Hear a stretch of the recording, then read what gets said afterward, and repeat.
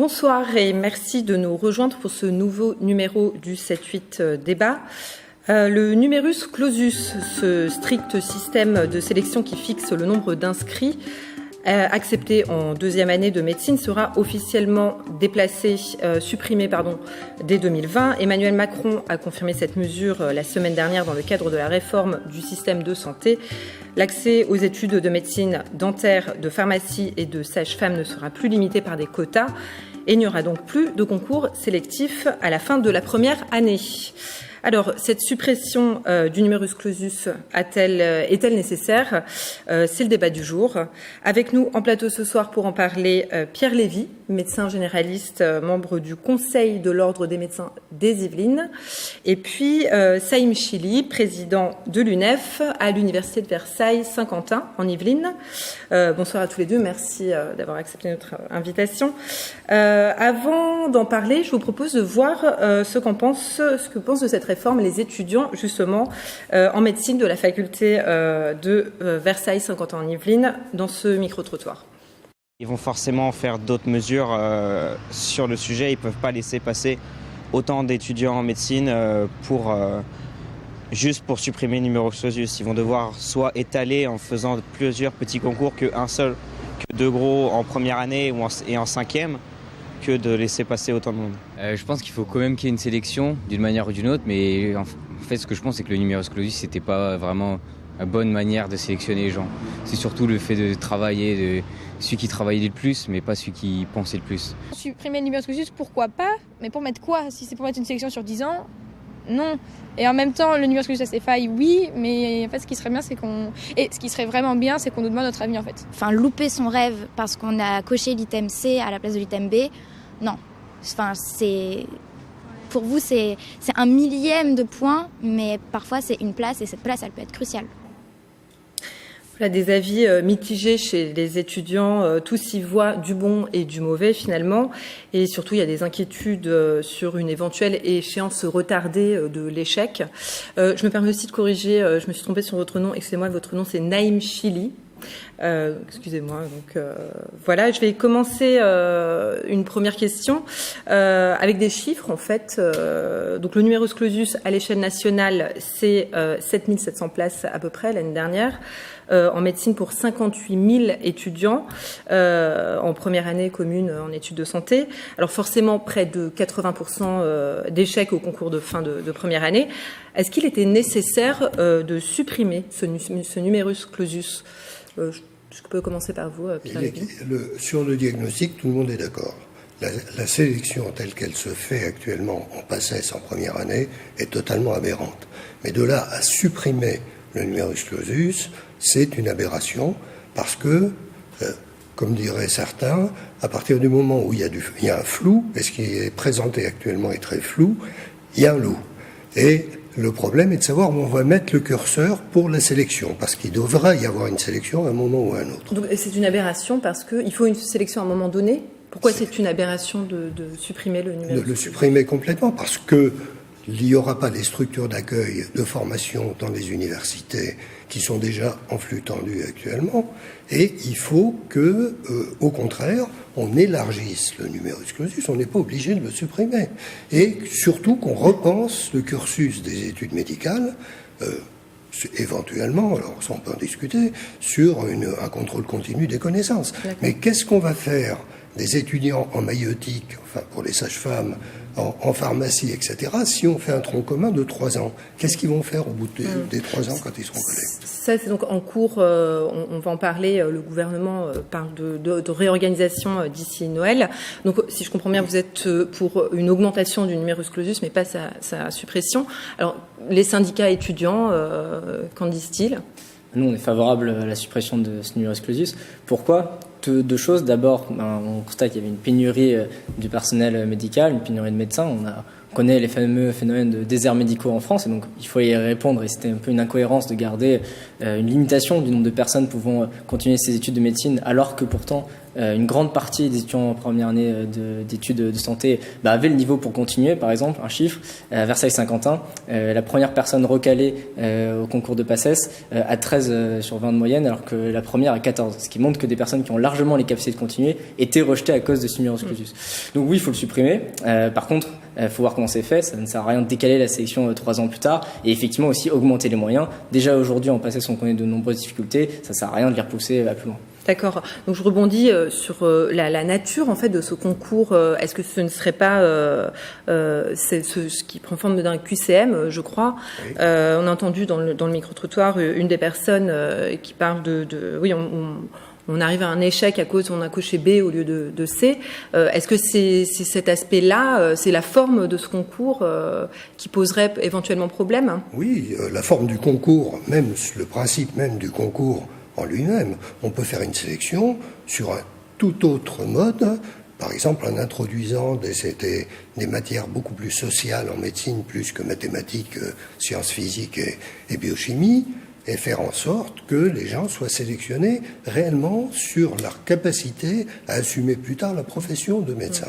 Parce que ce qui est reproché finalement à ce QCM, si je puis dire, c'est que l'évaluation se fait sur des qualités de travail, de mémoire, et pas sur leur capacité à être des médecins avec des bons rapports avec les patients, par exemple, sur des valeurs plus humaines.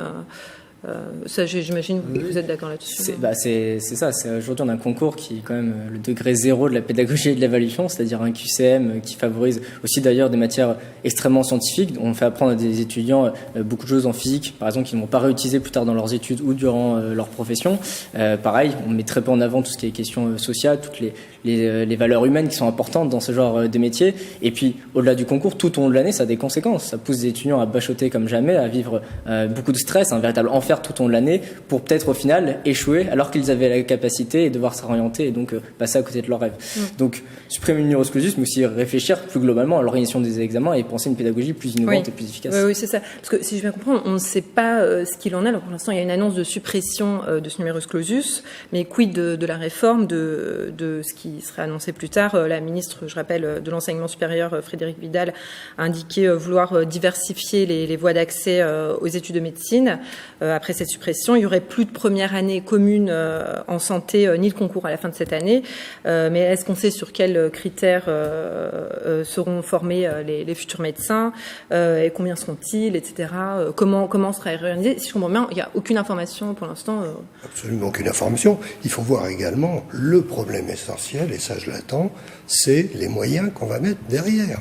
Enfin, encore une fois, les moyens financiers, logistiques, organisationnels, c'est ça l'important. Le reste... Oui.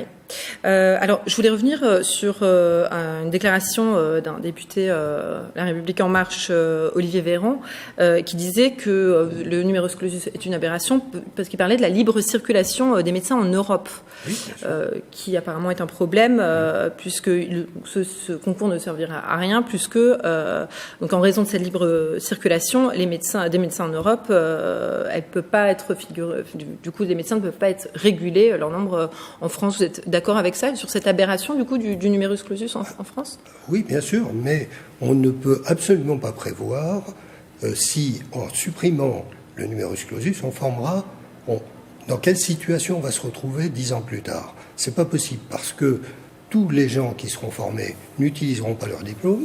On est incapable, comme le dit Olivier Véran, d'évaluer le nombre de médecins de la communauté européenne qui viendront exercer en France. C'est pas parce qu'on va supprimer le numerus clausus que ça les empêchera de venir, puisque le statut est beaucoup plus favorable ici. Donc, on a beaucoup de mal à évaluer la suppression simplement mathématique. Le problème du numerus clausus, c'est pas un problème mathématique. C'est pas parce qu'on laisse rentrer plus d'étudiants en médecine qu'on va avoir plus de médecins dans les déserts médicaux. Il faut le comprendre, ça. Oui.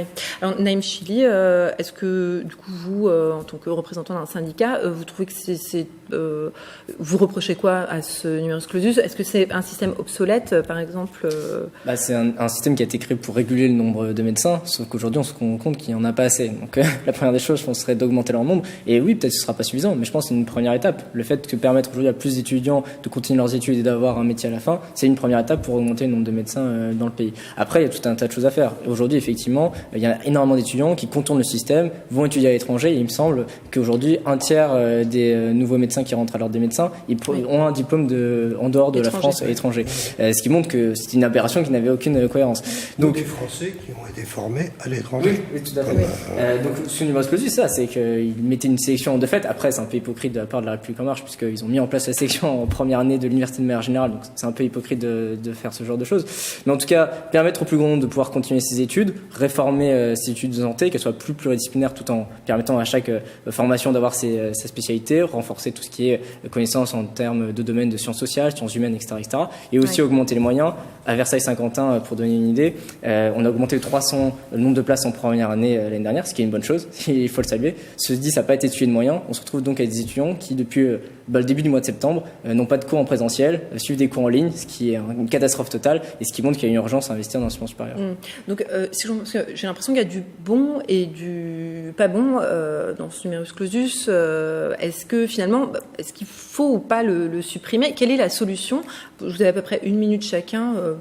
Moi, je commencerai par dire qu'il faut l'élargir sans le supprimer, de façon à ce qu'il y ait quand même une sélection, et qui doit se faire quand même, à mon avis, le plus tôt possible, simplement pour des problèmes de reconversion. Et puis deuxièmement, on forme des médecins en fonction des capacités de formation. Je prends un exemple pour les généralistes.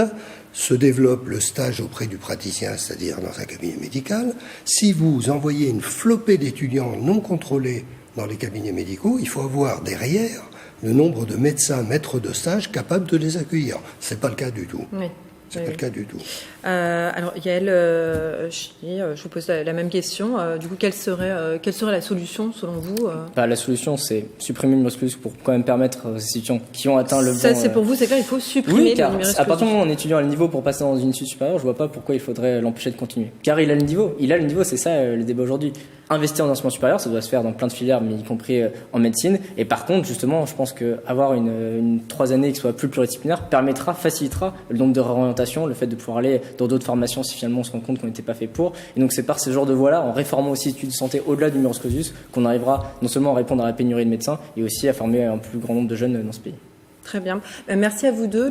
Vous vouliez ajouter quelque chose? Oui, très juste rapidement. quelque chose très rapidement, c'est qu'on parle des études médicales, mais cette sélection, elle existe dans plein d'autres études. Prenez maths sup, maths spé, il y a que des cerveaux, et pourtant, il en reste pas mal sur le... voilà, bon, donc... ne réduisons pas ça à un problème mathématique. Il y a des choses à mettre en place derrière, et pour nous, le juste milieu, c'est pas la suppression, c'est pas le maintien, c'est l'élargissement. Oui. Mais pour vous, l'élargissement, pour vous, la suppression avec... Et la fin de la sélection, que ce soit en médecine ou dans les autres filières aussi, également. Très bien, bon. Il y a beaucoup de choses à dire. Alors, on va arrêter là puisque le temps est compté. Merci à vous deux. C'est la fin de ce 7-8 débat. Prochaine émission, mercredi prochain. D'ici là, vous pouvez retrouver cette émission en replay sur tv78.com ou l'application TV78. Merci à tous. Bonne soirée.